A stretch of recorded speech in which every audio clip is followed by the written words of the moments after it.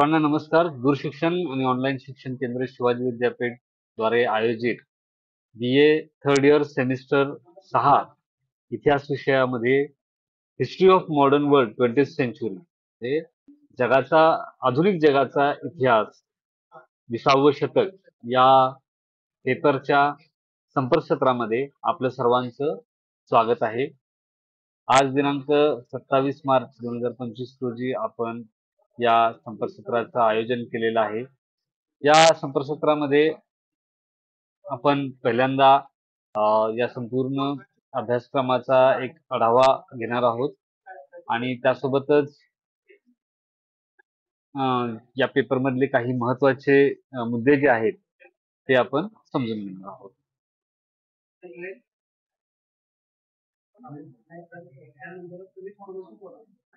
तर या पेपरमध्ये आपण नेमकं काय शिकणार आहोत त्याबद्दल पहिल्यांदा चर्चा करूया. History of modern world 20th century म्हणजे आधुनिक जगाचा इतिहास 20वे शतक. This course deals with significant events of 20th century world history. म्हणजे 20व्या शतकातल्या जागतिक इतिहास जो आहे त्याच्यातल्या काही सिग्निफिकंट म्हणजे अत्यंत महत्वपूर्ण दूरगामी परिणाम करणाऱ्या घटना ज्या आहेत त्यांचा आपल्याला अभ्यास या पेपरमध्ये करायचा आहे. The primary objective of this course is to introduce the students to the important events which have happened in world in modern times.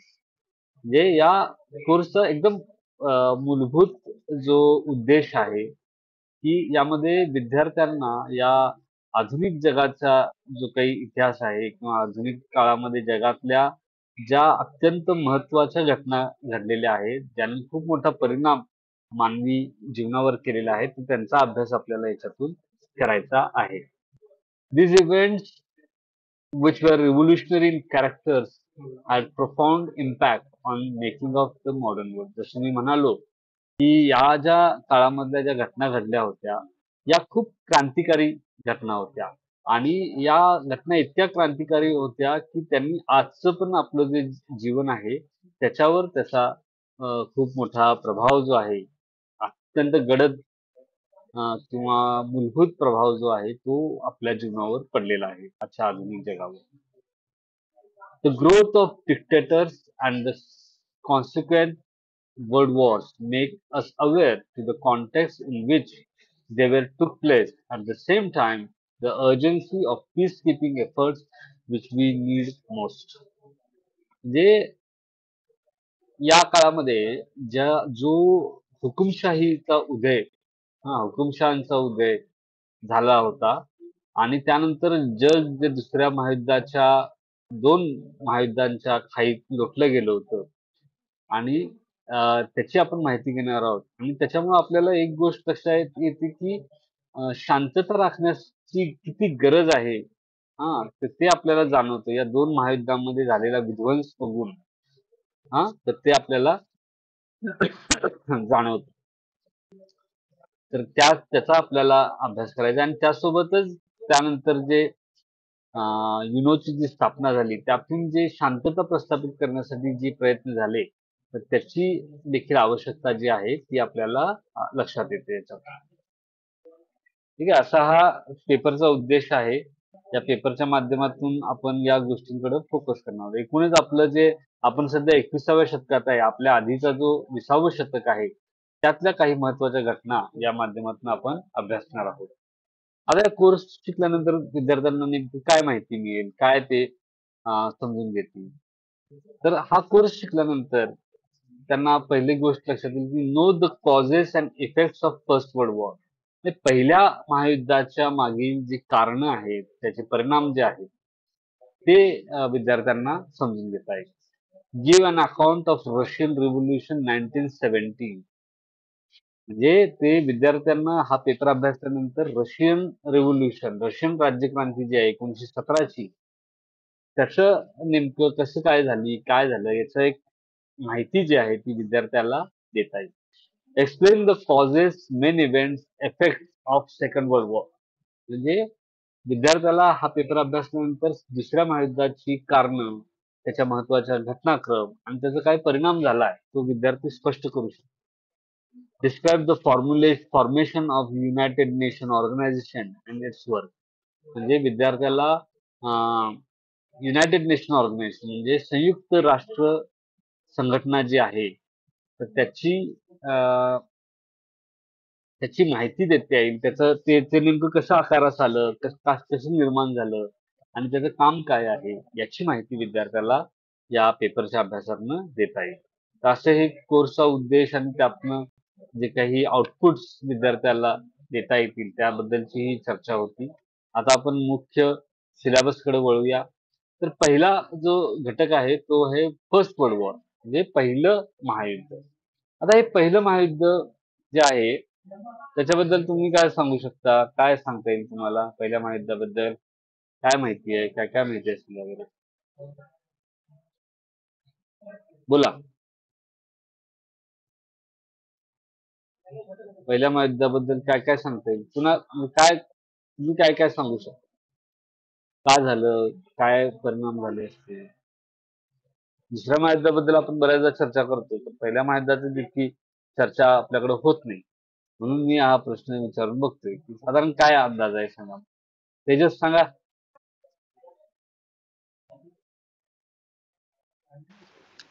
थोडंच वाचलं होतं सर, एवढं नाही लक्षात आता.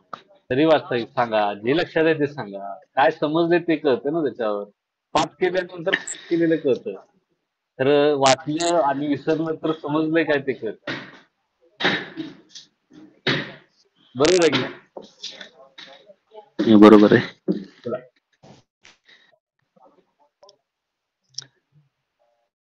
काय सांगता येईल? पहिल्या महायुद्धाबद्दल? महत्वाचं म्हणजे सर्वात भयानक महायुद्ध हे पहिलंच होतं. हे एवढं मला तर एवढंच आठवतं सध्या, की जगामधले सगळ्यात विनाशकारी महायुद्ध म्हणजे पहिले महायुद्ध.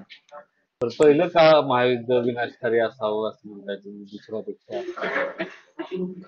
पण म्हणजे असं काय फरक वाटतो तुम्हाला दोन्ही?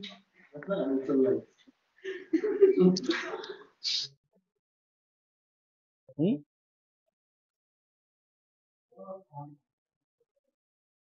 माईक बंद झालाय तुमचा. ऑफिस मध्ये असेल, थोडासा दंगा चालू आहे. अच्छा. सांगता येईल मग? नाही सांगता येणार. ऑफिसमध्ये असल्यामुळे. बर. स्वप्नील तुम्ही सांगा. काय वाटते तुम्हाला पहिल्या महायुद्धाबद्दल? मला तर सर म्हणजे पहिलं महायुद्ध 14 ते 19 म्हणजे 1914 18. 18 हे 4-5 वर्ष जे ते म्हणजे चालू होतं एवढंच मला बरोबर. माहिती आहे त्याच्याबद्दल. बरोबर. बर. बर. आणि उद्देश असा असायचा की म्हणजे जगावरती राज्य कसं करता येईल बर. हा हा एक असू शकतो. बर. आणि नाही बस एवढंच आहे, मला पण एवढंच माहिती आहे. बरं आपल्याला बहुतेक 10वीला वगैरे असेल ना हे 10वीला होतं बहुतेक. हो 9वी आणि 10वीला होतं. है ना? ठीक आहे. आपण काय करू म्हणजे याच्यात काय असं खूप म्हणजे त्या पुस्तकामध्ये आहे तुमच्या. मला काही गोष्टी इंटरेस्टिंग वाटतात या पहिल्या दुसऱ्या महायुद्धाबद्दल. त्या मी तुम्हाला सांगतो म्हणजे थोडं मजेशीर वाटेल तुम्हाला. हा बोला. स्वप्नील बोला. नाही नाही ठीक आहे सर, तुम्ही बोला. मग पहिलं महायुद्ध जे आहे ना त्याचं कॉन्टेक्स्ट खूप महत्वाचं आहे. म्हणजे पहिलं महायुद्ध हे युरोपमध्ये 1914 पासून 1918 या काळामध्ये लढलं गेलं. आणि पहिलं महायुद्ध जे आहे ते युरोपमध्ये म्हणजे तुम्ही मागचा पेपर जर तुमचा अभ्यासलेला असाल, हिस्ट्री ऑफ मॉडर्न वर्ल्ड 19वे शतक असं त्याचं नाव होतं. बरोबर ना? आठवते काय? हा सर हा. हा. आणि त्याच्यामध्ये तुम्ही काही महत्वाच्या घटना बघितल्या होत्या. म्हणजे त्यातले 2 चॅप्टर्स होते इटलीचं एकीकरण आणि जर्मनीचं एकीकरण. बरोबर. आणि त्याच्या आधी एक फ्रेंच राज्यक्रांती आणि एक अमेरिकन राज्यक्रांती असे 2 क्रांती आणि 2 एकीकरण. असंच होतं ना? बरोबर ना सिलेबस? काय कुठलं हो राहिलं? सर. हो सर. हा. तर अमेरिकन राज्यक्रांती ही आपल्याकडं एक वेगळ्या पद्धतीने वसाहतवादाच्या विरोधात असेल आणि तोपर्यंत स्वातंत्र्य जे आहे आणि लोक कसे स्वतंत्र आहेत हा म्हणजे स्वातंत्र्याचा अधिकार लोकांच्या संदर्भात त्याला एक ते अंडरलाईन करणारी क्रांती होती. आणि अमेरिकन राज्यक्रांतीचा प्रभाव हा या फ्रेंच राज्यक्रांतीवर पण होता. पण फ्रेंच राज्यक्रांती ही खूप मूलभूत बदल घडवणारी होती. म्हणजे अमेरिकन राज्यक्रांती काय होती, की अमेरिकेतले इंग्लंडमधनं जाऊन अमेरिकेत जे लोक राहिली होती, ज्यांनी वसाहती केल्या, त्या लोकांनी तिथं होणारा टॅक्स जो लागायचा त्याच्या विरोधात बंड केलं आणि तो क्रांतीत परिवर्तित होऊन तो झाला. आता त्याच्यातला सगळ्यात महत्वाचा भाग जो होता तो की जाहीरनामा जो आला, अमेरिकन स्वातंत्र्याचा जाहीरनामा जो आला ना, तो सगळ्यात महत्वाचा होता, की सगळे लोक हे जन्मानेच समान असतात असं ते म्हणतं. आणि त्यामुळं राज्यसत्तेचा विरोध जो आहे तो अमेरिकेच्या या राज्यक्रांतीमधून आपल्याला दिसतो. ज्यावेळी फ्रेंच राज्यक्रांतीमध्ये आली, तर फ्रेंच राज्यक्रांती खूपच काय म्हणता येईल त्याला, तुम्हाला आता शब्द मला सांगायचं म्हणजे खूपच रॅडिकल होती. याच्यातले जे बदल होते की नाही, ते खूपच मूलभूत होते. खूप असे एकदम टोकाचे बदल असतात की नाही, त्या त्या पद्धतीचे होते. फ्रेंच राज्यक्रांती ही ज्या फ्रान्समध्ये झाली, तो फ्रान्स हा राजेशाहीच्या पूर्णपणे वर्चस्वाखाली होता. तिथं सरंजामशाही होती आणि या सरंजामशाहीच्या विरोधात झालेली ती क्रांती होती. आता सरंजामशाहीचा मूलभूत आधार तोच असतो. काही समाजातले काही लोक जे असतात ते श्रेष्ठ दर्जाचे असतात. त्यांना काही अधिकार असतात अधिकचे. त्यांच्याकडे संपत्तीचा संचय संचय जास्त असतो. तेच वरच्या वर्गात त्यांना विशेष अधिकार असतात. आणि मग त्याच्यानंतर तळाखाली असणारे जे लोक आहेत, जसे काही जे ज्या स्तराला येतील, त्यांना असलेले अधिकार जे आहेत ते कमी असतात. त्यांना दुय्यम स्थान असतं समाजामध्ये. त्यांच्याकडे आर्थिक सोर्सेस जे असतात ते कमी असतात. त्यांची सामाजिक म्हणजे कुवत जी असते ती देखील दुय्यम मानली जाते. तर असं एक प्रकारचं त्यांच्या संदर्भातलं दृष्टिकोन किंवा अशी एक उतरंडीची व्यवस्था जी आहे, ती या सामंतवादी समाजामध्ये असते. आणि तशी स्थिती फ्रान्समध्ये होती. जसं आपल्याकडे नसते का जाती व्यवस्था, तळाकडे जसं जसं जाऊ आपण, तसं जसं लोकांची राहण्याची कंडिशन, त्यांचं जीवनमान हे बिकट झालेलं असते. तशा पद्धतीचं एक प्रकारची वर्गीय व्यवस्था जी आहे, ती फ्रान्समध्ये होती. आता फ्रान्समधलं या सगळ्या व्यवस्थेवर वर्चस्व होतं फ्रान्सच्या राजाचं. आणि राजा हा ईश्वरदत्त अधिकारानं राज्य करत होता. म्हणजे मी फ्रान्सचा राजा आहे, मी फ्रान्सचा सम्राट आहे. त्याचं कारण ईश्वरानं मला ते अधिकार दिलेला आहे. हं. तर जसा ईश्वरासारखा मी सर्वश्रेष्ठ आहे. ईश्वर जसा सर्वश्रेष्ठ आहे तसं पृथ्वीवर राजा हा सर्वश्रेष्ठ आहे. मग त्यामुळं राजाला अमर्यादित अधिकार मिळालेले असतात आणि त्याच्यावर कुठल्याही पद्धतीचं नियंत्रण नसतं. आपण म्हणतो की नाही, अनियंत्रित राजेशाही, अनियंत्रित राजेशाही असं आपण ज्यावेळी बऱ्याचदा शब्द असं वापरतो, त्या शब्दातला मूळ गाभा काय असतो, की राजाला कुठल्याही पद्धतीने वागता येतो.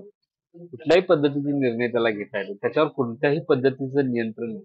राजानं मानलं तर त्याच्यावर काही नैतिक नियंत्रण राहू शकतं. राजानं ते जर सोडायचं म्हटलं, तरी त्याला कुठल्याही गोष्टी करता येऊ शकत होत्या. यालाच म्हणायचं अनियंत्रित राज्यसत्ता आपण त्याला म्हणतो. तर त्या पद्धतीची राज्यसत्ता ही फ्रान्समध्ये होती.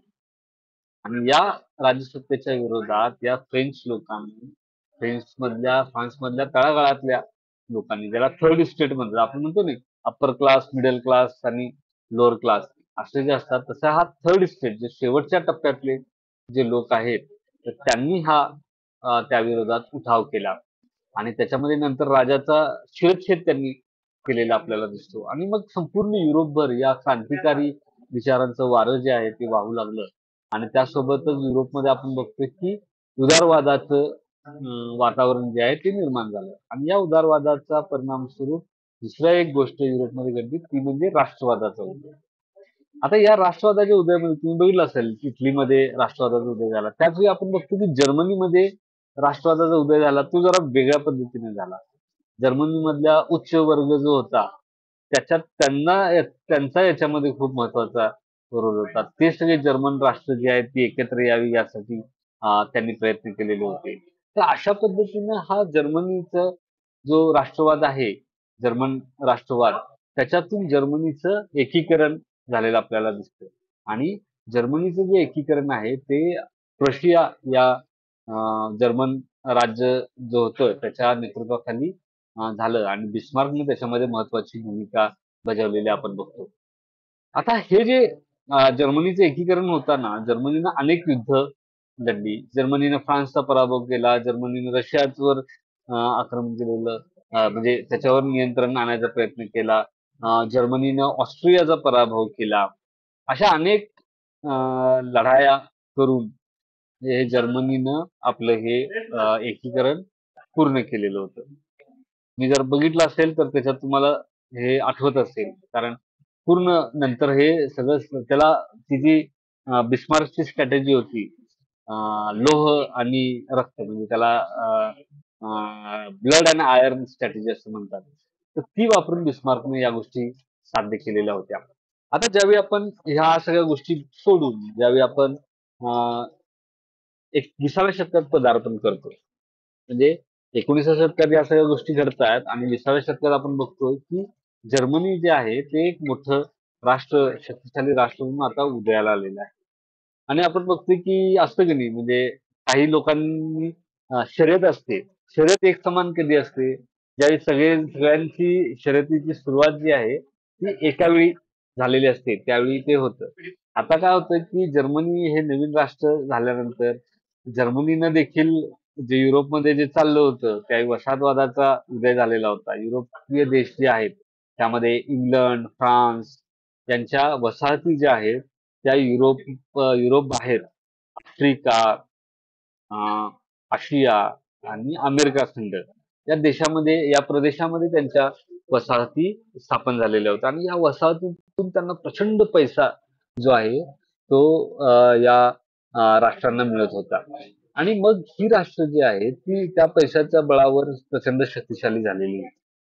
आता जर्मनीचं त्या मानानं या गोष्टीमध्ये खूप उशिरा प्रवेश झाला आणि मग जर्मनीला पण वाटत होतं की नाही, आपली पण काही आकांक्षा आहेत, आपल्याला पण वसाहती मिळायला हवेत. तर अशा वसाहतींची लालसा जी आहे ती जर्मनीमध्ये देखील निर्माण झालेली आहे. आणि मग जर्मनीने देखील हे आफ्रिकेमध्ये काही ठिकाणी जे आहेत ते आपल्या वसाहती स्थापन करायला सुरुवात केली. पण त्यातून होणारा हा जो वसाहतींसाठीचा जो संघर्ष आहे, वसाहतीमध्ये असलेल्या बाजारपेठेसाठीचा जो संघर्ष आहे, तो खूप टोकाला गेलेला आपल्याला दिसतोय. म्हणजे तुम्ही आता बघताय ना, आता सध्याच्या ह्याच्यामध्ये पण आपण बघतोय की अमेरिका किती दूर आहे, तरी अरब राष्ट्र जे आहेत तिथं युद्धांमध्ये भाग घेते, यमेनवर हल्ला करते. काय तर या गोष्टी सगळ्या आपल्याला अमेरिका आता देखील करताना दिसते. हे त्याला नववसाहतवाद असं म्हणतो, न्यू कॉलोनियलिझम असा त्याला शब्द आहे, किंवा न्यू इम्पेरियलिझम असं त्याला म्हणतात. नवीन प्रकारचा नवसाम्राज्यवाद असा शब्द त्यासाठी वापरला जातो. तर हे हे त्यावेळी खूप होतं, म्हणजे या पद्धतीचा वसाहतवाद, या पद्धतीचा साम्राज्यवाद या देशामध्ये, युरोपमधल्या देशामध्ये होता. आणि युरोपचे देश हे तांत्रिकदृष्ट्या खूप शक्तिशाली होते, प्रगत होते आणि त्यामुळं त्यांनी जगातल्या अनेक प्रदेशामध्ये आपल्या वसाहती स्थापन करून तिथल्या तिथं आपली वसाहतीक राज्य निर्माण केलेली होती. जसं भारतामध्ये त्यांनी केलेलं होतं. त्याच्यानंतर श्रीलंकामध्ये, इंडोनेशियामध्ये, इंडो चायनामध्ये, या सगळ्या गोष्टी त्यांनी तिथं केलेल्या होत्या.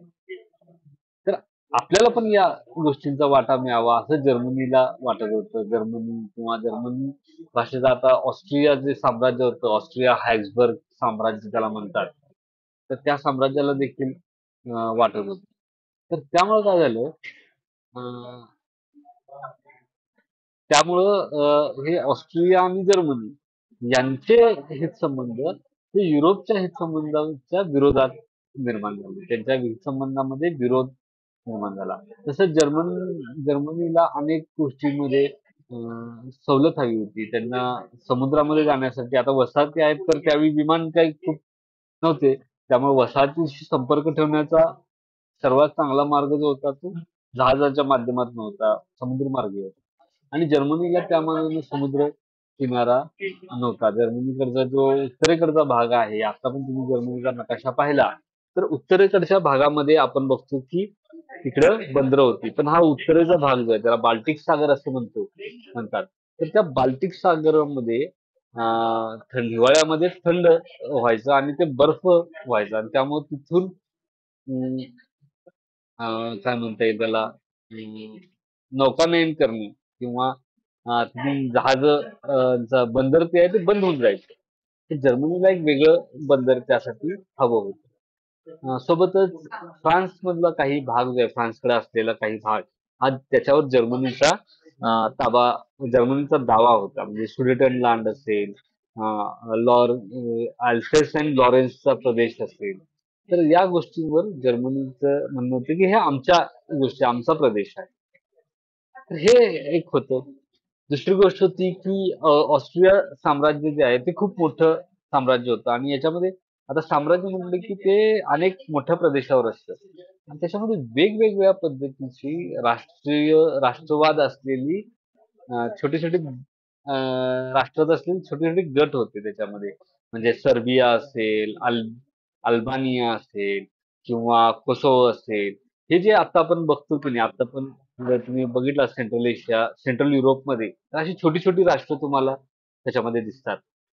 तर हा जो ऑस्ट्रिया हॅब्सबर्ग साम्राज्य आहे त्याच्यामध्ये छोटी छोटी ही राष्ट्र राष्ट्र होती आणि मात्र त्यांना ती लोक त्यांच्या राष्ट्र म्हणून त्यांची ज्या भावना आहेत त्या दडपल्या गेलेल्या होत्या. त्या सगळ्या या ऑस्ट्रियाचा जो सम्राट होता तर त्याच्या वर्चस्वाखाली यांना राहायला लागायचं. त्यांना स्वतंत्र राष्ट्र म्हणून कारभार करता येतो. मग आपण जसं बघतोय की 19व्या शतकातला जो राष्ट्रवादाचा उदय आहे तर त्या उदयाचा परिणाम या ऑस्ट्रियाचं जे साम्राज्य आहे त्याच्यामधल्या वेगवेगळ्या राष्ट्रवादी भावना असलेल्या, वेगवेगळी राष्ट्रीय भावना असलेल्या जे लोकांचे समूह आहेत त्याच्यावर होतं. आणि मग सर्बियावर ऑस्ट्रियानं वर्चस्व ठेवलेलं होतं आणि त्या सर्बियातल्या एका जहाल राष्ट्रवाद्याने अं, ऑस्ट्रियाचा जो राजपुत्र होता आर्चड्यूक फर्डिनांड तर त्याचा खून केला आणि त्याचा खून केल्यानंतर ही आपण बघतो की पहिल्या महायुद्धाची ठिणगी पडलेली आपल्याला दिसते. आता त्यासोबतच या दोन राष्ट्रांच्या सोबत तिसरं एक राष्ट्र जे होतं ते होतं ऑटोमन एम्पायर किंवा तुर्कस्तान. जे तुर्कस्तान जे आहे ते त्याचा मोठा भाग हा आशियामध्ये होता आणि काही भाग जो आहे तो युरोपचा भाग होता. तर या ऑस्ट्रिया हंगेरी ऑस्ट्रिया हे ऑटोमन साम्राज्य जे आहे त्याचा जो मध्य एशियातला भाग आहे म्हणजे आता सीरिया, लेबनान किंवा इस्रायल, इजिप्त हा जो सगळा भाग जो आहे ना तो सगळा ऑटोमन साम्राज्याच्या अंतर्गत येतो आणि या प्रदेशावर इंग्लंड, फ्रान्स या देशांची नजर होती. हा तर तिथनं ते ऑटोमन साम्राज्याकडनं हा भाग आपल्या ताब्यात कसा येईल यासाठी त्यांचा प्रयत्न चालू होता. म्हणजे इंग्लंड आणि फ्रान्सकडनं ऑटोमन साम्राज्याला धोका होता. जर्मनी जर्मनीला नव्या वसाहती हव्या होत्या. त्याला वसाहती मिळवून देण्यामध्ये फ्रान्स आणि इंग्लंडचा अडथळा होता. ऑस्ट्रिया साम्राज्य जे आहे त्याला सर्बियन जे ते राष्ट्रवाद अशी छोटी छोटी राष्ट्रवादी चळवळी देतात त्यांना विरोध ते करत होतं. पण हे जे सर्बियन लोक आहेत हे मूळचे स्लाव वंशीय लोक आहेत आणि स्लाव वंशाचे लोक हे रशिया हा स्लाव वंशीय होता आणि रशियाशी जोडलेले होते. म्हणजे आता पण तुम्ही बघताय युक्रेनवर रशियन लोक हल्ला करतायत कारण तिथं आमचीच जागा आहे असं ते म्हणतायत. तर हे स्लाव लोक सर्बियामध्ये होते. या सर्ब्स लोकांवर अन्याय होते म्हणजे स्लाव वंशीयावर अन्याय होते म्हणजे आमच्या लोकांवर अन्याय होते अशी रशियाची भावना होती. त्यामुळे ऑस्ट्रिया आणि रशिया यांचा विरोध होता. त्यामुळं इंग्लंड, फ्रान्स आणि रशिया असा एक गट, जर्मनी, ऑस्ट्रिया आणि ऑटोमन तुर्कस्तान असा एक गट, असे हे दोन गटामध्ये जगाची विभागणी झाली आणि जगामध्ये मोठ्या प्रमाणात तणाव निर्माण झाला. आणि मग याच्यामध्ये युद्धाला तोंड फुटलं फर्डिनांडच्या हत्येनंतर आणि ऑस्ट्रियानं सर्बिया विरोधात युद्धाची घोषणा केली. सर्बियाला संरक्षण देण्यासाठी रशियानं ऑस्ट्रियाच्या विरोधात युद्धाची घोषणा केली. रशिया बरोबर इंग्लंड आणि फ्रान्स अलायन्स मध्ये असल्यामुळं इंग्लंड आणि फ्रान्सने ऑस्ट्रिया विरोधात युद्धाची घोषणा केली.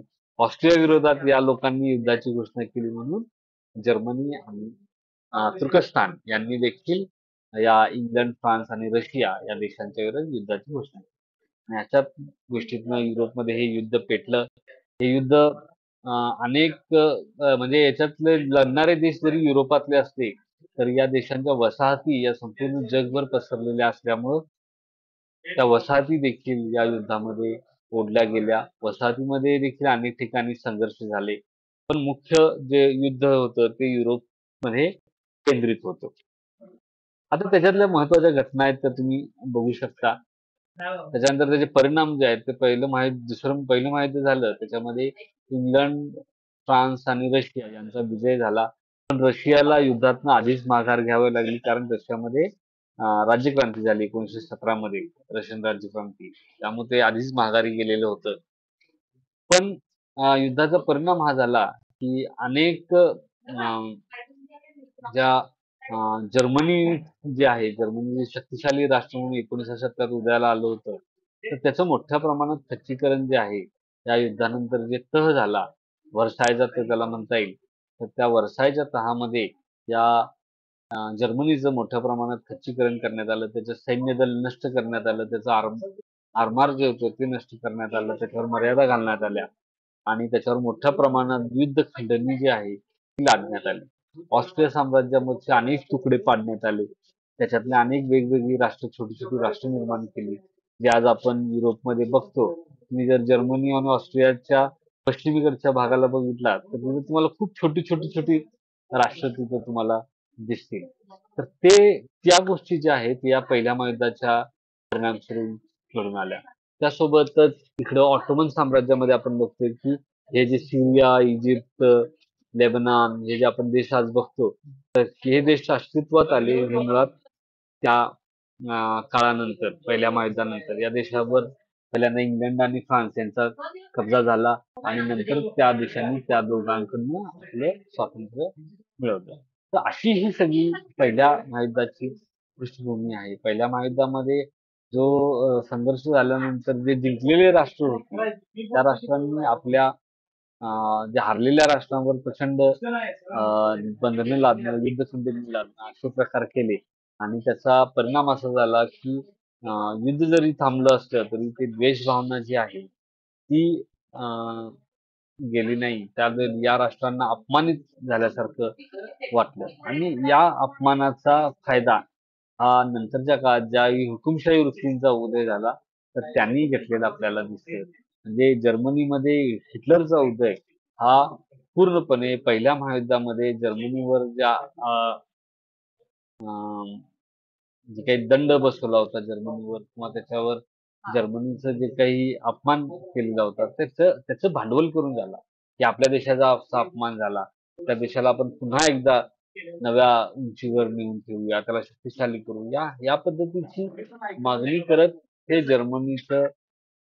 जर्मनीचा हिटलरच्या नेतृत्वाखाली उदय झालेला आपल्याला दिसतो. तर असं एक संपूर्ण घटनाक्रम जो आहे तो आपल्याला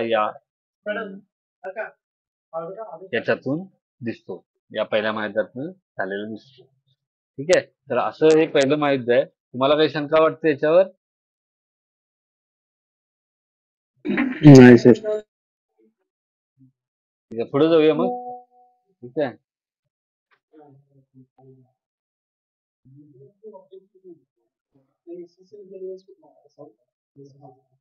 तर दुसरा मुद्दा आहे तो रशियन राज्यक्रांती. रशियन राज्यक्रांती जी आहे ती कम्युनिस्ट विचारांच्या प्रभावातून झालेली आपल्याला दिसते आणि त्या प्रभावातून आपल्याला असं दिसतं की रशियन राज्यक्रांतीमुळं जगावर खूप मोठा परिणाम झाला. कामगार आणि कष्टकरी यांच्या बाजूने बोलणारी ही जी विचारसरणी होती साम्यवादी विचारसरणी तिचा प्रभाव युरोपवर मोठ्या प्रमाणात पडला आणि जगाला त्यांनी प्रभावित केलं. 19व्या शतकातली हे 20व्या शतकातली जे रशियन राज्यक्रांती आहे त्याच्या परिणामी सोव्हिएत युनियनचा उदय हा झालेला होता ज्यानं 1991 पर्यंत जगावर मोठा प्रभाव गाजवला. त्याच्यात एक 2 गट जे झाले शीतयुद्धामध्ये अमेरिका आणि रशियाचे हे या 19व्या हे रशियन राज्यक्रांतीच्या घडल्यामुळेच झालेले आपल्याला दिसतात. तर हा रशियन राज्यक्रांती खूप महत्वाची बाब आहे. त्याच्यामध्ये फ्रान्समध्ये रशियामध्ये काय होतं की तिथला जो सम्राट होता त्याला जार असं म्हणायचे आणि या जारची एक अनियंत्रित राजवट जी आहे ती आपल्याला त्या रशियामध्ये असलेली दिसते. रशियाची जी संपूर्ण तुम्ही बघितलं असेल रशिया खूप मोठा देश आहे आणि आता जे काही युक्रेन वगैरे हा जो सगळा भाग दिसतो हा पण आधी रशियाचाच भाग मानला जायचा आणि याच्यावर देखील रशियाचं वर्चस्व असायचं. तर याच्यावर देखील या सगळ्या प्रदेशाची जी जमीन आहे त्या जमिनीचा एकच मालक होता तो म्हणजे रशियाचा झार. त्यावेळी झार निकोलस दुसरा हा तिथं राज्य करत होता आणि हा निकोलस जो आहे तर त्याच्या काळामध्ये रशियामध्ये अत्यंत बजबजपुरी माजलेली होती आणि लोकांना प्रचंड गरिबी आणि लोकांचं दैन्य खूप वाढलेलं होतं आणि असं असताना देखील अं, याने अं, युद्धांची याला खूप खुमखुमी होती निकोलसला आणि त्यामुळं त्याने जपान बरोबर युद्ध सुरू केलं आणि जपान सारखा छोटा देश जो होता ज्यानं आपलं आधुनिकीकरण केलं होतं आणि चांगला शक्तिशाली बनला होता त्या जपानकडनं रशियाचा पराभव झालेला होता 1905च्या लढाईमध्ये आणि अशा पद्धतीने रशियाची एक पिछेहाट झालेली होती आणि अशा सगळ्या वातावरणामध्ये अं, अन्नासाठी किंवा अन्नधान्य खाण्यापिण्याच्या गोष्टी मिळाव्यात यासाठी आंदोलन करणाऱ्या गरीब लोकांच्या मोर्चावर या जारच्या सैनिकांनी गोळीबार केला आणि त्यातून युद्धाची ठिणगी हे क्रांतीची ठिणगी पेटली. त्याच्यामध्ये पहिले दोन क्रांती आहेत. पहिली एक क्रांती आहे ती थोडं उदारवादी विचारांचे जे राष्ट्र होते केरेन्सचे पक्ष होते त्यांच्या नेतृत्वात झाली. ज्याच्यामध्ये केरेन्स्की हा प्रमुख होता. ज्याला आपण मिलोशेविच नावाचा जो गट आहे तर त्या गटाच्या नावानं आपण त्याला ओळखतो आणि दुसरा गट जो होता बोल्शेविच मध्ये लेनिन जो होता व्लादिमर लेनिन जो आहे तर त्याच्या नेतृत्वाखाली हा दुसरा गट कार्यान्वित होता. तर हा जो लेनिन आणि केरेन्स्की यांच्या म्हणजे हे या दोन लोकांच्या नेतृत्वाखाली दोन वेळा आपल्याला रशियामध्ये क्रांती झालेली दिसते. केरेन्स्कीनं झारची सत्ता उलटून लावल्यानंतर केरेन्स्कीच्या नेतृत्वाखाली एक तात्पुरतं सरकार जे आहे ते आलं आणि त्याच्यानंतर मात्र ऑक्टोबर 1917 मध्ये लेनिन हा जर्मनीमध्ये विजनवासात असलेला होता जर त्याला देशातून बाहेर काढलेलं होतं तर तो जर्मनीतनं परत आला आणि जर्मनीतनं परत आल्यानंतर लेनिननं ही क्रांतीची घोषणा केली आणि मग परत हे बोल्शेविक पक्ष जो आहे याच्या कार्यकर्त्यांनी या सगळ्या सत्तेवर ताबा मिळवला. अशी ही ऑक्टोबर क्रांती जी आहे ती या काळामध्ये झालेली आपल्याला दिसतात. असे हे दोन क्रांती ज्या आहेत त्या आपल्याला याच्यामध्ये घडलेल्या दिसतात. आता याचा परिणाम खूप दूरगामी झाला म्हणजे रशियामध्ये क्रांती झाल्यानंतर राजाला पहिल्यांदा युद्धातनं माघार घेऊया असं जनतेचा दबाव होता. पण राजा सम्राट होता निकोलस चार त्याने त्या दृष्टीने पावले उचलली नाही. पण सत्ता आल्यानंतर म्हणजे क्रांतिकारकांच्या सत्ता आली तर त्यावेळी हे युद्ध थांबेल असं लोकांना वाटत होतं. पण केरेन्स्कीच्या नेतृत्वाखालचं जे हंगामी सरकार होतं त्याने याबाबत काही उपाययोजना केली नाही. उलट युद्ध पुढे राहील या दृष्टीने त्यांनी पाहिलं. मात्र नंतर केरेन्स्कीच्या विरोधात उठाव होऊन ज्यावेळी लेनिन सत्तेवर आला लेनिनने युद्धातून माघार घ्यायची घोषणा केली आणि जर्मनीबरोबर शस्त्रसंधी केली. यातनं मग रशिया हा युद्धातून बाहेर पडला आणि मग आपल्याला दिसतं की रशियानं आपल्या विकासाकडे या काळामध्ये लक्ष द्यायला सुरुवात केली आणि त्यातून मग सोव्हिएत युनियन हे जे हा गट आहे हा उदयाला आलेला आपल्याला किंवा राज्यसंघ जो आहे तो उदयाला आलेला आपल्याला दिसतो ज्यांनी शीत युद्धाच्या काळामध्ये मोठी प्रगती केलेली आपल्याला दिसते. तर असं हा रशियन रेव्होल्युशनचे परिणाम आहेत ते तुम्हाला पुस्तकामध्ये पण बऱ्यापैकी पाहता येतील. तर याच्यानंतर आपण पुढचा घटक घेऊया.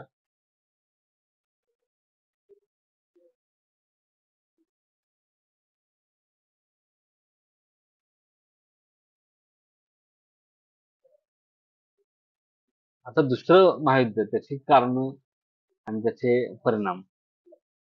आता दुसऱ्या महायुद्धाची कारण ही मगाशी आपण याच्याबरोबर बोलताना त्यामध्ये पण त्याचा उल्लेख केलेला आहे. दुसऱ्या महायुद्धाच्या कारणांच्या मध्ये सगळ्यात महत्वाचं कारण होतं की पहिल्या महायुद्धामध्ये ज्या ज्या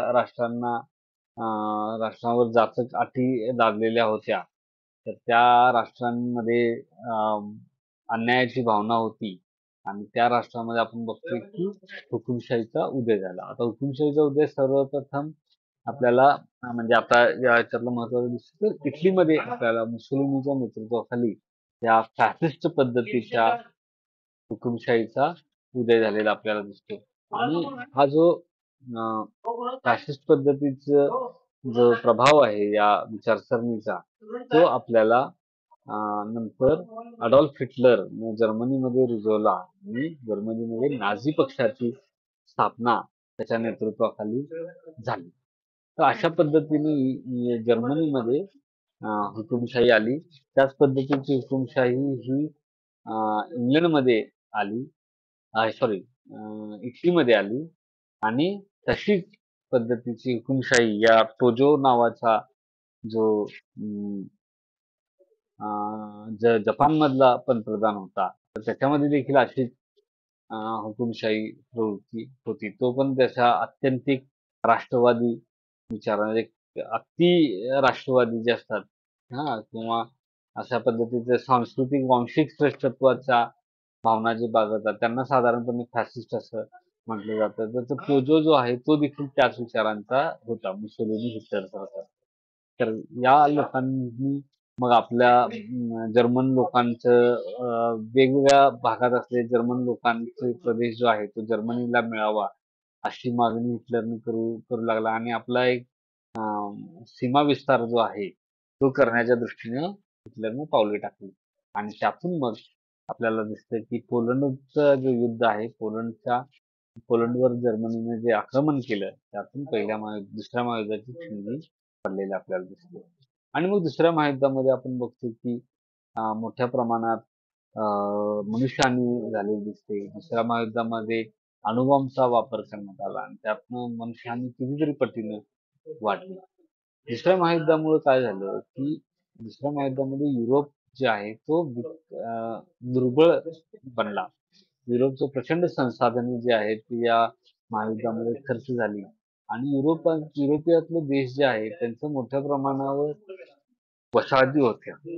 तर ह्या वसाहती ज्या आहेत त्या वसाहतींवर नियंत्रण ठेवणं आता युरोपीय देशांना शक्य होत नव्हतं. तर त्यामुळे या वसाहती ज्या आहेत त्या स्वातंत्र्य व्हायला सुरुवात झालेली आपल्याला दिसते. त्याचवेळी दुसरीकडे एक गोष्ट आली की या दुसऱ्या महायुद्धानंतर अमेरिका आणि रशिया हे दोन राष्ट्र जे आहेत ती प्रामुख्यानं शक्तिशाली राष्ट्र म्हणून उदयाला आली. आणि या दोन राष्ट्र जे आहेत ती फक्त राष्ट्र म्हणून वेगवेगळी नसून त्यांचं वैचारिक दृष्ट्या पण ते त्यांच्यामध्ये खूप भिन्नत्व होतं. आणि त्यामुळं त्यांना यापासून काय करता येईल या म्हणजे की आपला वैचारिक प्रभाव जो आहे तो वाढावा यासाठी या देशांनी अनेक वेगवेगळ्या देशांना, नव्याने स्वातंत्र्य झालेल्या देशांना आपल्या गटात आणण्यासाठी प्रयत्न केला आणि अशा अर्थाने जग हे दोन मोठ्या शक्तिशाली गटामध्ये विभागले गेलं आणि त्याचा परिणाम असा झाला की जगामध्ये पोलरायझेशन झालं, ध्रुवीकरण जगाचं झालं दोन गटामध्ये आणि त्यातून त्यांचा तणाव जो आहे तो प्रचंड मोठ्या प्रमाणात वाढला. आता हे दोन्ही देश अण्वस्त्रधारी देश होते त्यामुळे यांनी आपल्यावर संयम ठेवला युद्धाच्या संदर्भात. तर हा एक दुसऱ्या महायुद्धानंतर शीत युद्धाचा काळ जो आहे तो आपल्याला याच्यामध्ये दिसतो. तर यांनी संयम ठेवल्यामुळे प्रत्यक्ष जरी युद्ध झालं नसतं तर अनेक प्रकारचे संघर्ष जे आहेत ते जगामध्ये झालेले आपल्याला दिसतात आणि या संघर्षांची सोडवणूक करण्यामध्ये त्याच्यामध्ये या दोन देशांमध्ये युद्ध होऊ नये यासाठी प्रयत्न करण्यामध्ये युनायटेड नेशन ऑर्गनायझेशन जे आहे UNO जर आपण म्हणतो त्याची स्थापना खूप महत्वाची ठरलेली आहे. जागतिक शांतता राहावी म्हणून पहिल्या महायुद्धानंतर देखील लीग ऑफ नेशन नावाची संघटना वुड्रो विल्सन यांच्या मार्गदर्शनाखाली तयार करण्यात आली होती. पण लीग ऑफ नेशन नंतर त्याचं निष्क्रिय झाली किंवा त्याचा प्रभाव ओसरू लागला हिटलर आणि मुसोलिनी यांच्या वागण्यामुळे. मात्र हा पराभव लक्षात ठेवून अं, नव्यानं ज्यावेळी दुसरं महायुद्ध संपलं त्यावेळी युरोपियन देशांनी म्हणजे युरोप हे जी देशांनी युनायटेड नेशन ऑर्गनायझेशनची स्थापना करण्याचं ठरवलं.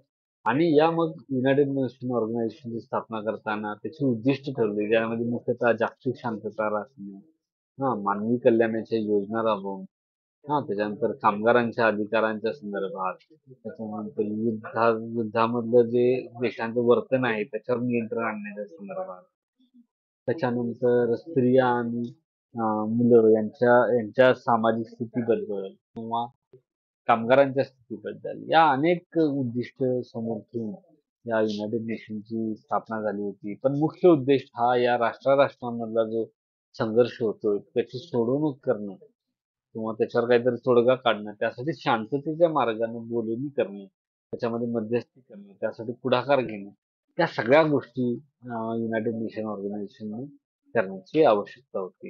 युनायटेड नेशन ऑर्गनायझेशन मध्ये अनेक वेगवेगळ्या गोष्टींसाठी वेगवेगळे विभाग झालेले किंवा ब्रांचेस झालेले आपल्याला दिसतात. म्हणजे युनिसेफ असेल, त्याच्यानंतर आता आपण बघतो जागतिक आरोग्य संघटना असेल, जागतिक कामगार संघटना असेल. ठीक आहे, असे जे गोष्टी आहेत, असे जे गट आहेत, संघटना जे आहेत ते या युनायटेड नेशन ऑर्गनायझेशनच्या माध्यमातून उभ्या राहिल्या हे आपल्याला दिसतं. आणि मग त्याचा इव्हॅल्युएशन ज्यावेळी आपण करतो जागतिक हे संयुक्त राष्ट्र संघटनेचं, तर त्याच्यामध्ये दोन्ही म्हणजे सकारात्मक आणि नकारात्मक अशा दोन्ही गोष्टी आपल्याला दिसतात की जागतिक शांतता राखण्यामध्ये युनायटेड नेशननी बरीच मोठी भूमिका, कारण युनायटेड नेशनच्या आधी असं कोणतीही संघटना नव्हती लीग ऑफ नेशन वगळता की जी या पद्धतीची मध्यस्थता करेल. अशा ज्या राष्ट्रांमधलं म्हणजे तुमचं शेजाऱ्याशी तुमचं भांडण झालं, तुम्ही समजा घर आहे, घराच्या शेजारी राहणाऱ्या माणसाशी भांडण झालं, तर तुम्हाला सोडवायला पोलीस आहे, कोर्ट आहे किंवा शेजारी पाजारची माणसं येतात. आता दोन राष्ट्रांमध्ये भांडणं लागली तर ती कोण सोडवायची, आणि त्याच्यासाठी सोडवणूक करायला कोणी व्यक्ती किंवा संघटना किंवा संस्था नव्हती. तर अशा सिच्युएशन मध्ये संयुक्त राष्ट्र संघ जो आहे, संयुक्त राष्ट्र संघटना जी आहे तिचा रोल अत्यंत महत्वाचा ठरला. आणि अनेक संघर्ष जे आहेत ते युनायटेड नेशनने सोडवण्याचा प्रयत्न केला, त्याच्यामध्ये शांती प्रस्थापित करण्याचा प्रयत्न केला, जिथे युद्ध चालू आहे तिथे लोकांना मदत करण्याचा प्रयत्न केला, विविध माध्यमातून हा मदत मिळवण्याचा युनायटेड नेशन ऑर्गनायझेशनने प्रयत्न केला. तर या सगळ्या संदर्भामध्ये आपल्याला या पुस्तकांचा अभ्यास करायचा आहे. तुम्हाला काही शंका आहे या संदर्भात? आता जे काही मी सांगितलं असे 4 युनिट आहेत आपले. तुम्हाला काही शंका असतील तर विचारा. नाही सर, काय एवढी काय नाही शंका. अच्छा, ठीक आहे. आशु निकम, तुमचे काय आहेत ते शंका? नाही सर. ठीक आहे. असाइनमेंट तुम्हाला सगळ्यांना मिळालेत. ते मिळालं कॉलेजवर जमा करा. ठीक आहे. पुस्तकं घेतली तुम्ही? अशी कुठे राहता तुम्ही? पुस्तकं सर मला आमच्या सांगलीच्या ह्याच्यामध्ये मिळाली नाही आहेत पुस्तकं, 2-3च मिळाले. सांगलीत पुस्तकं केलेत बघा, 3 पुस्तकं नाही, सगळी आहेत पुस्तकं. कधी मिळालेत तुम्हाला? सगळे 3च मिळाले.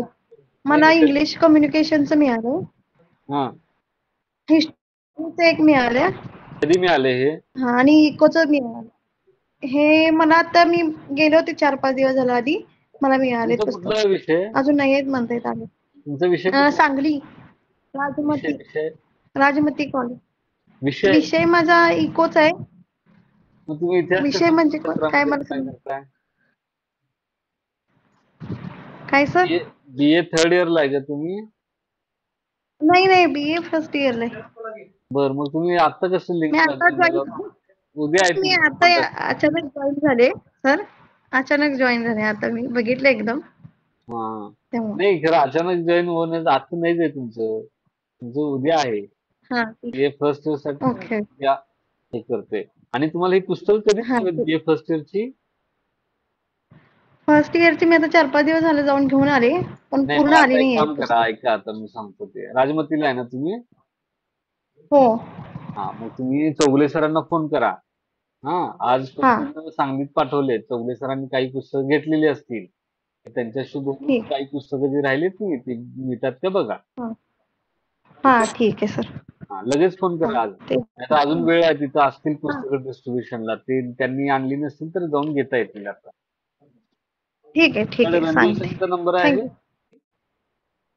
चौगुले सरांचा नाहीये माझ्याकडे नंबर, पण माझे मिस्टर जातात तिथं, म्हणजे त्यांचं अकॅडमी आहे जवळच, जाऊन भेटून येतील. लगेच आजच करायचं, फोन भेटायला सांगा हो आता आता लगेच. सांगते. हो ते आज नसतील सांगते. करत मी तुम्हाला नंबर देतो घ्या. हा सर.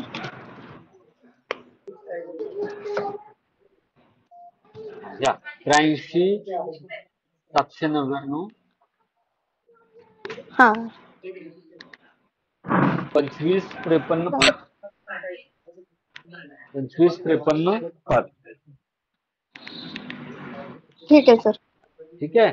तर तुम्ही त्यांच्याशी हो. बोलून घ्या. ते सांगलीत आहेत आता. तुम्हाला काही पुस्तकं हवी हा असतील तर ते हे करतील. ठीक आहे. आता ठीक आहे. सध्या आपलं ऑफिस हो होत ठीक आहे. आहे. ठीक आहे. Okay sir. Thank you sir. ठीक. स्वप्नील, मग आपण थांबूया. बोल सर चालेल. पण एक गोष्ट बोलायची होती मला. हा, बोला ना. आज मी सहज हॉल तिकीट डाउनलोड करायला घेतलं तर ते डाउनलोड झालं हॉल तिकीट. नाही, ते आले की मी कळवतो तुम्हाला. हॉल तिकीटचं आलं की तुम्ही फक्त चेक करत राहा, त्याचा काही विषय नाही. पुस्तकं हा मिळाली चेक तुम्हाला? केलं मी, डाउनलोड झालंय, हॉल तिकीट डाउनलोड झालंय. उद्या करा. झालं काय? हो झालंय. बरं, मग काय झालं? तारखा आले का त्याच्यावर, काय आल्या नाही? त्याच्यावरती 3 तारखेपासून एक्झाम आहे, ते 13 तारखेपर्यंत आहे. 13 तारखेपर्यंत आहे. हो. बरं, ठीक. काय? ठीक आहे. हा, तर आता दुसरी गोष्ट काय आहे, की हे तुम्ही पुस्तकं मिळाली का तुम्हाला?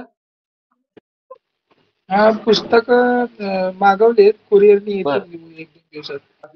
तुम्हाला कुठे मिळणार आहेत पुस्तकं? पनवेलमध्ये भेटतील. अच्छा, पनवेलमध्ये. घरातून कुरिअर पाठवले. कोल्हापुरातून घेतले हा. का तुम्ही? हो कोल्हापुरात. बरं बरं, चालेल. ठीक आहे. चालेल, मग आपण थांबूया. बाकी काही शंका नाही आहे ना? काय नाही. ठीक आहे.